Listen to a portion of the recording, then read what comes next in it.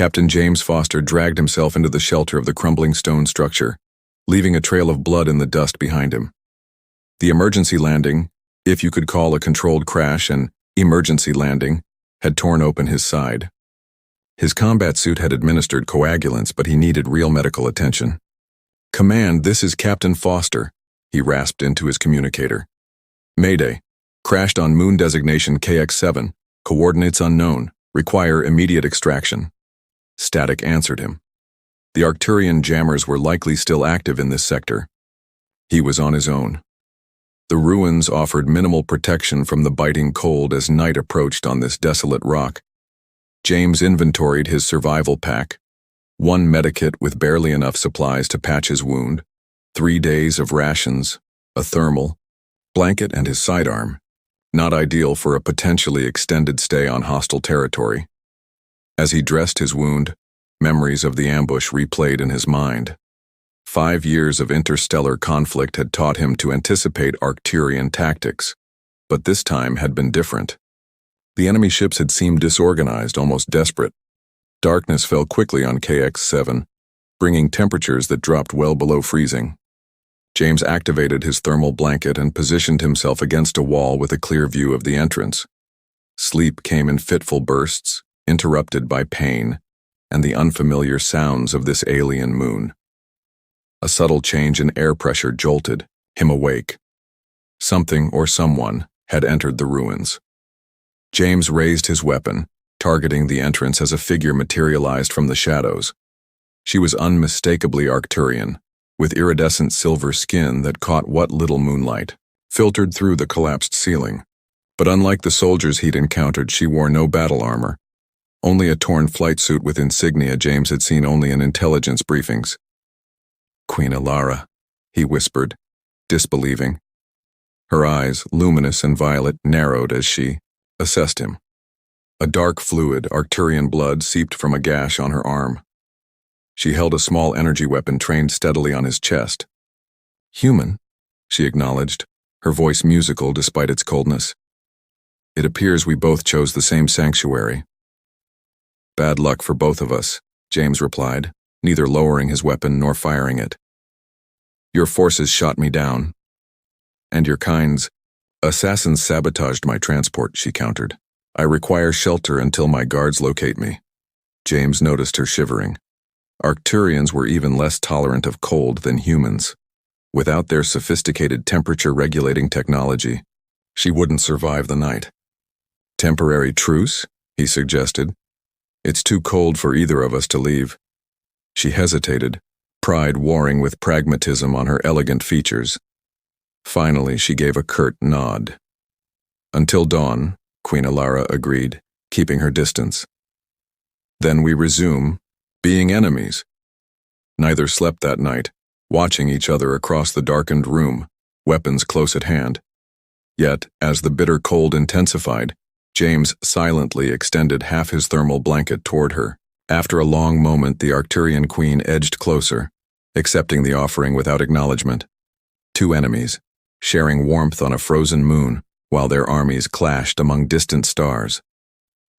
By morning, a violent electromagnetic storm had descended upon the moon, rendering communication impossible and creating atmospheric conditions too dangerous for spacecraft. James stood at the entrance of the ruins, watching violet lightning fracture the sky while hail-like particles battered the landscape. "Your guards won't be coming today," he said, turning to Queen Alara, who sat examining her injured arm. "Neither will my extraction team." "Then it seems our truce requires extension," she replied coolly, though James noticed her wince as she attempted to clean her wound with materials from her small emergency kit. "Let me help," he offered, approaching slowly with his medikit. Human or Arcturian, infection is a universal enemy. Ilara regarded him suspiciously. "Why would you assist me? I represent everything you've been fighting against." "Because I'm a soldier, not a monster," James answered simply. "And frankly, Your Majesty, if either of us is going to survive this moon, we need each other functional." After a moment's hesitation, she extended her arm. James worked methodically, cleaning the gash and applying antiseptic from his kit. Up close, he noticed how her silver skin had a subtle pattern, almost like fingerprints but more intricate, shifting slightly with her breathing. "Your field medicine is adequate," she observed, which James interpreted as Royal Arcturian for "thank you." "5 years on the front lines teaches you a few things," he replied. "Though I've patched up more humans than alien queens. I am not merely alien," she corrected him sharply. "I am Ilara, 13th Sovereign of the Arcturian Concordance, Keeper of the Eternal Flame. And I'm James Foster, Captain, Earth Defense Force, currently unemployed due to a crashed ship." He offered a small smile. "Seems like titles don't count for much here." Over the next 3 days, as the storm raged unabated, they established an uneasy routine. James hunted native rodent-like creatures while Ilara identified edible plants, her knowledge of xenobiology proving invaluable. They took turns keeping watch during rest periods, though sleep remained light and vigilant for both. On the 4th night, as they shared a meal cooked over a small thermal generator from James's emergency pack, the silence between them grew less hostile. "Why did you become a soldier?" Ilara asked unexpectedly. James poked at the fire. "Family tradition. My father fought in the Mars colony's Independence War. His father before him served in the United Earth Peacekeeping Force." He paused. "But the longer this war drags on, the less I understand what we're fighting for." "You question your cause?" She seemed genuinely surprised. "Don't you? Millions dead on both sides. Planets rendered uninhabitable. For what?" Ilara's violet eyes reflected the flickering flames. "My advisors would call such thoughts treason." "But what do you call them?" James pressed. Before she could answer, a blood-curdling shriek pierced the night. Both warriors were on their feet, instantly weapons drawn, as a massive 6-limbed predator crashed through the weakened wall of their shelter. Without hesitation, James shoved Ilara behind him, firing rapidly at the creature. His shot slowed it, but didn't penetrate its thick hide. The queen darted to his side, her energy weapon joining his barrage. "Aim for the throat junction," she commanded, and James adjusted his target accordingly. Their coordinated attack finally brought the beast down, mere feet from where they stood. In the aftermath, breathing heavily, James realized they had fought together instinctively, covering each other's vulnerabilities. "You protected me," Ilara said quietly, studying him with new eyes. "You saved both our lives with that targeting advice," he countered. Something shifted between them in that moment, something neither warrior was prepared to name. As they repaired their shelter and settled back into their respective corners, the space between them seemed both smaller and more significant than before. The morning after the predator attack, James awoke to find Ilara examining his weapons and gear with curious fingers. Instead of the suspicion he might have felt days earlier, he merely watched her through half-lidded eyes, noticing how the dawn light played across her silver skin. "Our technology isn't so different," she murmured, sensing his gaze. "Yet we've spent decades convincing our people it is. Easier to fight an enemy that seems alien in every way," James replied, sitting up with a grimace. His wound had begun healing, but movement still brought pain. Ilara approached, kneeling beside him. "Your injury requires attention." Before he could protest, she was unwrapping his bandages with surprising gentleness. From a pouch at her waist, she removed a small vial containing an iridescent gel. "Arcturian healing compound," she explained. "It accelerates cellular regeneration." "Aren't you worried about wasting royal medicine on an enemy combatant?" James asked. Her fingers paused against his skin. "Are we still enemies, James Foster?" The question hung between them, weighted with implications neither was prepared to fully acknowledge. Instead of answering, James nodded toward the vial, giving silent permission. Ilara applied the gel with precise movements, her touch lingering, perhaps longer than necessary. "The storm is clearing," she observed later as they stood at the entrance of their shelter. "My guards will resume searching soon." James felt an unexpected pang at her words. "Will you tell them about me?" Ilara turned to him, her expression unreadable. "What would you have me do?" "I don't know," he admitted.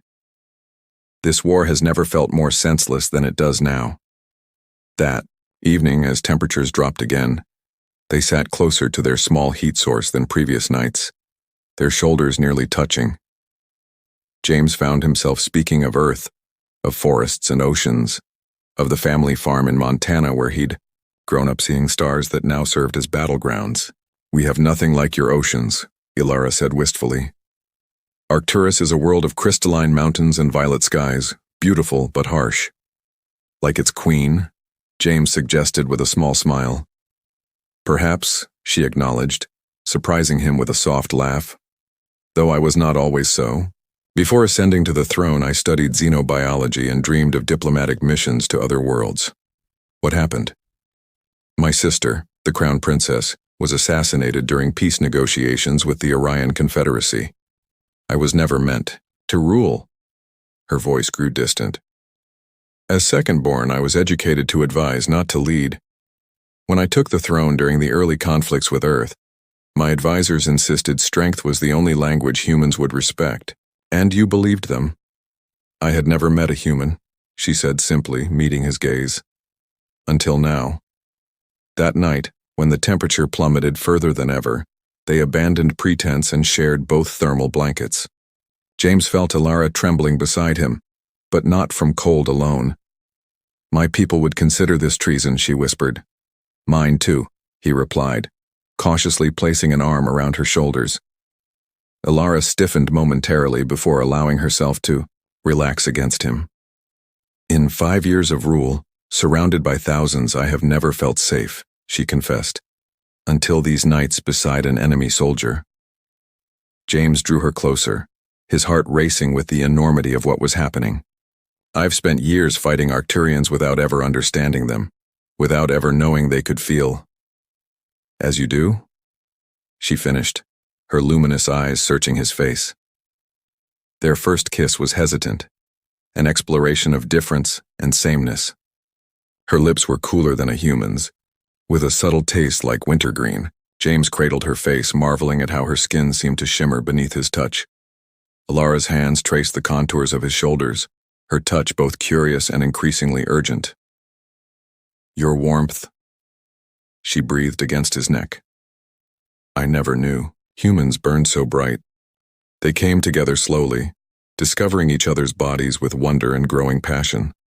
What began as exploration became a desperate affirmation of life amid too much death. James memorized every curve and pattern of her iridescent skin, while Ilara marveled at the strength and vulnerability she found in his human form.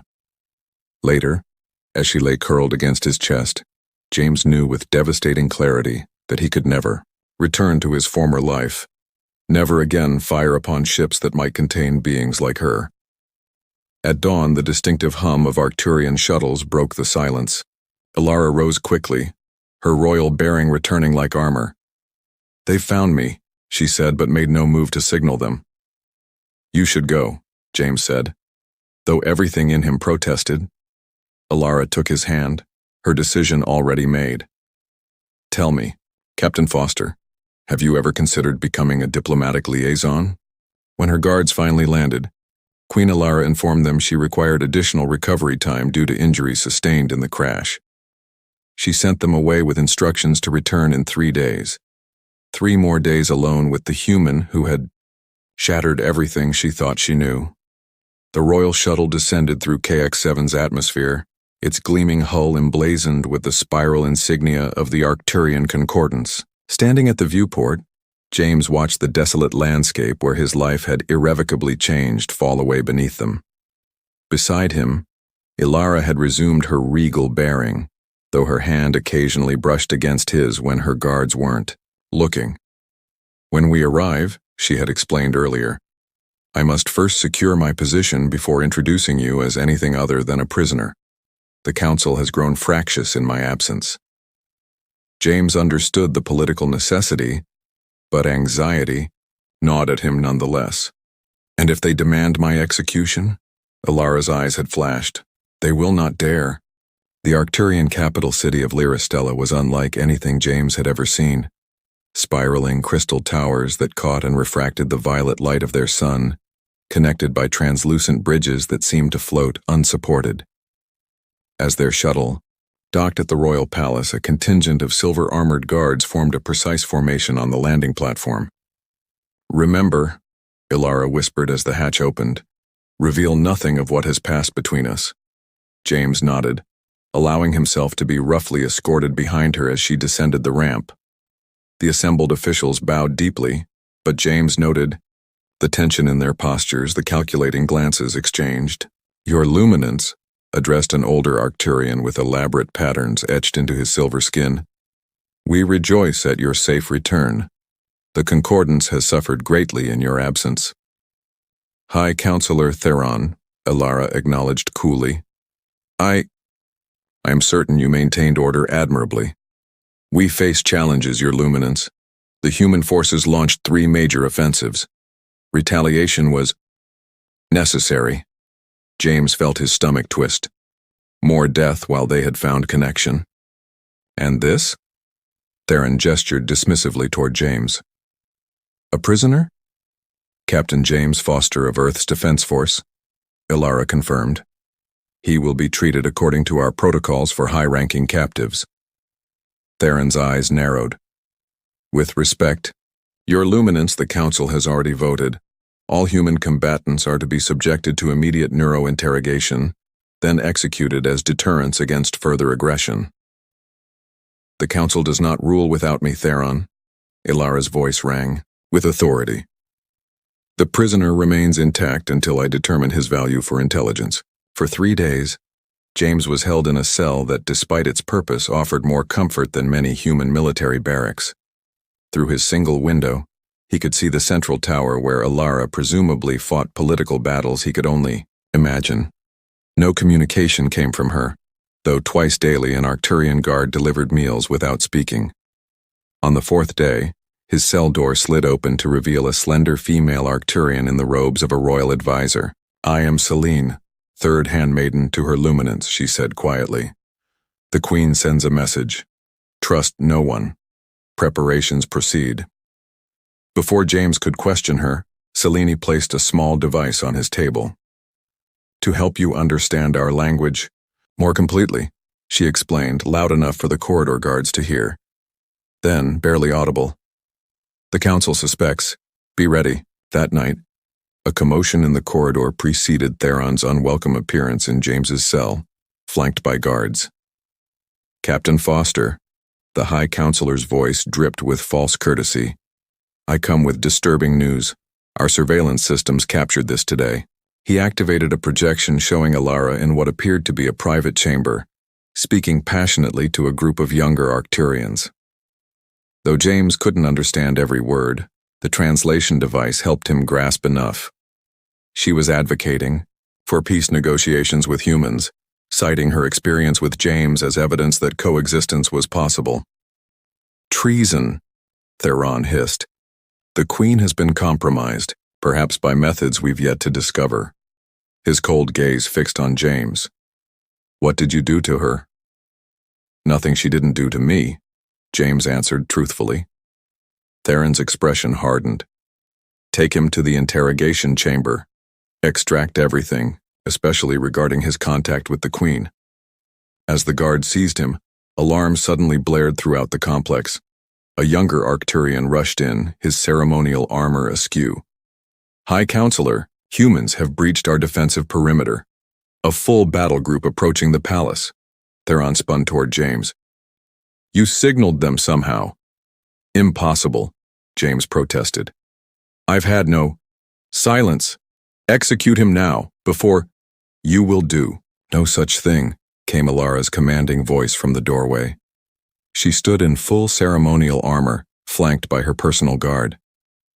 "The human forces approach because I invited them to peace talks.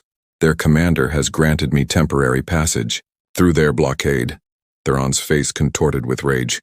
"Without council approval? This is unprecedented, as is this," Ilara countered, gesturing to the guards holding James. "Countermanding your Queen's direct orders. Some might call that treason, Theron."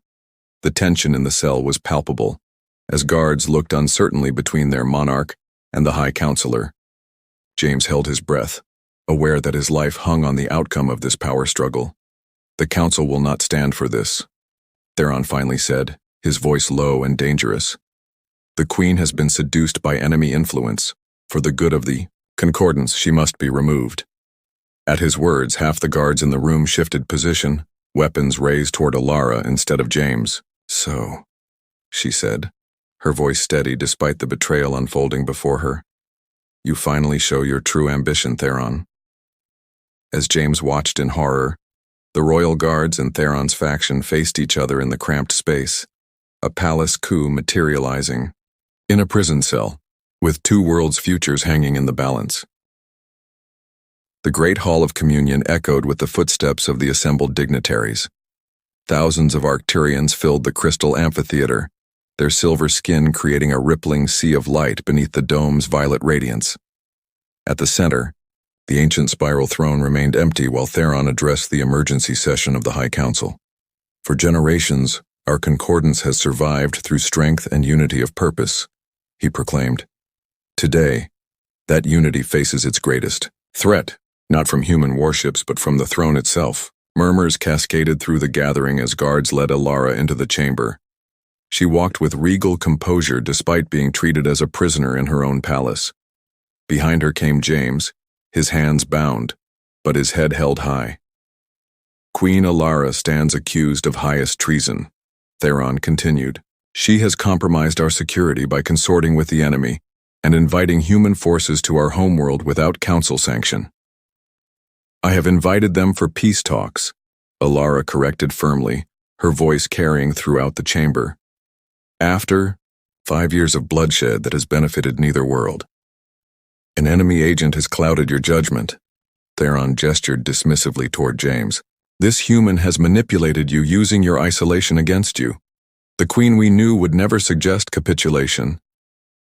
The Queen you knew, Alara replied, her luminous eyes sweeping across the assembly, never experienced the truth of her enemy.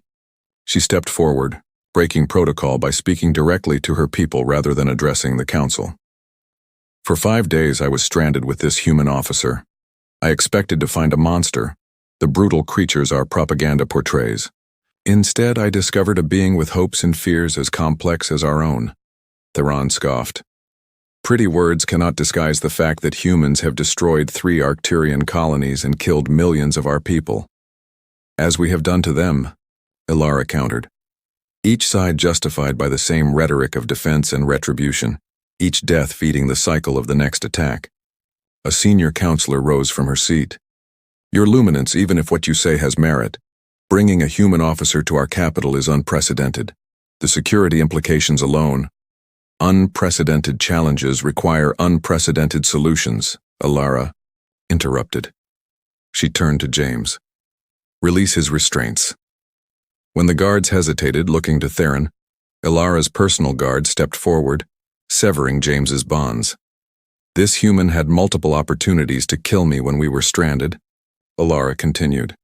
Instead, he shared his supplies, treated my wounds, and protected me from predators. His actions revealed more truth than 1,000 intelligence briefings. And did he share your bed as well, your luminance? Theron asked venomously. The assembly gasped at the violation of royal protocol, but Alara merely lifted her chin. He shared something far more valuable, Theron. He shared his perspective, his humanity. Her voice strengthened. And yes, eventually, we shared more. I stand before you changed by that experience, and I refuse to apologize for it. James stepped forward, addressing the council in careful, practiced Arcturian phrases Celine had taught him in secret. I came here willing to die if it meant a chance at ending this war. For generations, humans have stared at the stars hoping to find we weren't alone. When we finally met the Arcturians, fear turned that hope into hostility. He gestured toward Alara. Your queen risked everything to bring me here, not as a trophy or a prisoner, but as proof that understanding is possible between our kinds. Theron laughed coldly. A single human's words mean nothing. Even now their ships gather above our world. Because I sent them coordinates, James replied calmly. Not for an attack, but for the first ever direct communication between human and Arcturian leadership. On cue, the massive projection system at the center of the hall activated. revealing the stern face of Admiral Helena Blackwell of the Earth Defense Force. People of Arcturus, she began, her image towering above the assembly. I speak to you directly for the first time in our shared history. Captain Foster's transmissions have convinced the United Earth government to attempt what previously seemed impossible, direct diplomatic engagement. The hall erupted in astonished murmurs as Theron's face contorted with fury. This is a deception.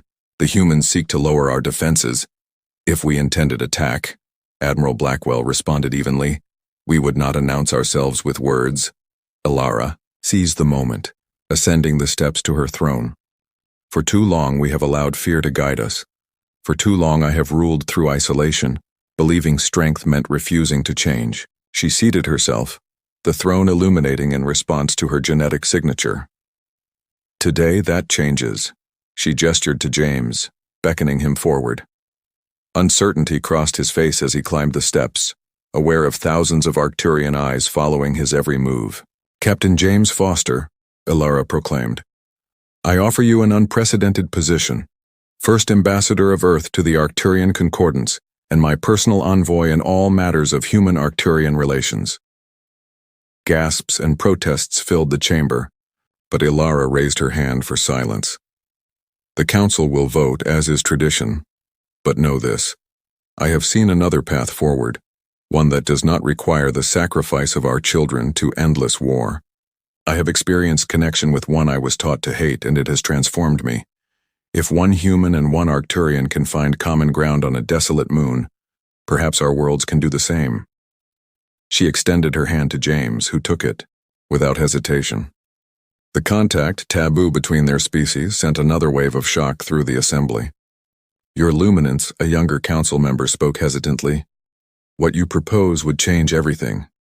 Our societies, our beliefs about humans. Yes, Elara agreed simply. Change is upon us, whether we choose it or not.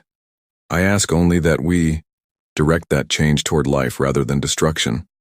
In the tense silence that followed, Admiral Blackwell's projection continued. As a gesture of good faith, Earth forces will withdraw from Arcturian space for 30 days while negotiations proceed. Captain Foster has our full authority to represent human interests. Theron stepped forward, his final gambit desperate. The Queen is compromised by unnatural feelings for this human. She cannot— I love him, Elara interrupted, her voice ringing with truth that silenced even Theron. I love a being I was taught to fear and despise. If that makes me unfit to rule in your eyes, so be it. But consider what it might mean if love, rather than fear, guided our interactions with humans. One by one, council members began to stand. First the younger ones, then gradually the elders. Not all, but enough. The ancient Arcturian gesture of acceptance spread through the hall like ripples in still water. James squeezed Elara's hand, overwhelmed by the magnitude of what they had set in motion. What happens now? He whispered. Elara smiled, the private smile he had first seen in their shelter beneath alien stars. Now, my James, we build something new, something neither of our worlds has ever seen. As human and Arcturian delegations prepared for the historic first meeting, James and Elara stood on a palace balcony overlooking the crystal spires of Lyristella. The impossible had happened. A single night of forced proximity on a forgotten moon had altered the course of 2 civilizations. They'll write about this someday, James mused, his arm around her waist. The alien queen who slept beside a human soldier and refused to leave his side. They'll write of much more than that, Elara replied, her eyes on the horizon where the first human diplomatic vessel approached. They'll write of the peace that began with us.